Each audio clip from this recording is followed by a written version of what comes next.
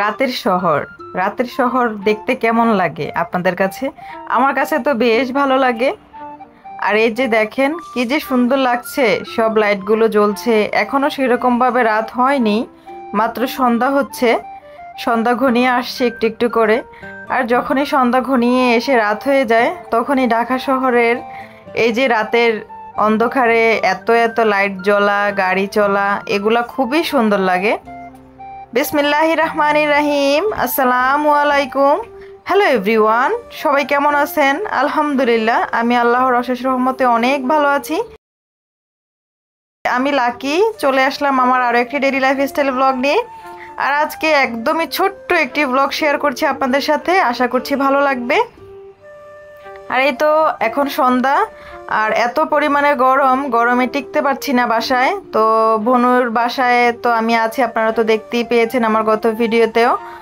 তো আমরা ডাক্তার দেখিয়ে আসার পরে সন্ধেবেলায় দুপুরে খাওয়া দাওয়া করার পর অনেক অনেক গরম লাগছিল। তো সন্ধেবেলায় আমি একটু ছাদে চলে এসেছি বাচ্চাদেরকে নিয়ে। আর এই যে আমার বোনদের বাসার ছাদে অনেক সুন্দর গাছ লাগিয়েছে, তারপরে ছাদের উপর থেকে এরকম একটা ভিউ এত সুন্দর লাগে। আর আমার বোনুর বাসার এখানে কিন্তু আসলেই অনেক সুন্দর। আর আমার বোনও কিন্তু আমার বাসায় গেলে একদমই থাকতে পারে না, ওর নাকি গাড়ির আওয়াজ না শুনলে ভালো লাগে না। কারণ আমাদের বাসা তো মেন রোড থেকে একটু ভিতরে, তো এত গাড়ির আওয়াজ পাওয়া যায় না। আর একদমই নিরিবিলি আমাদের বাসা। আর ওদের বাসায় আবার আমার আসলে একদমই ভালো লাগে না, সারাক্ষণ হইচই হইচই, গাড়ির আওয়াজে একবারে মাথা ব্যথা উঠে যায় আমার। তো আসলে যে যেখানে থাকে সে সেখানে থেকেই অভ্যস্ত। আমরা আসলে মানুষরা এরকমই। তো আজকে যখন আমি ছাদে আসলাম, আমার কাছে এই ভিউটা দেখে এত ভালো লাগছিল। দেখেন আপনাদের কাছে কেমন লাগছে আমাকে কিন্তু কমেন্ট করে জানাতে ভুলবেন না। আমার কাছে কিন্তু বেশ ভালো লাগছে।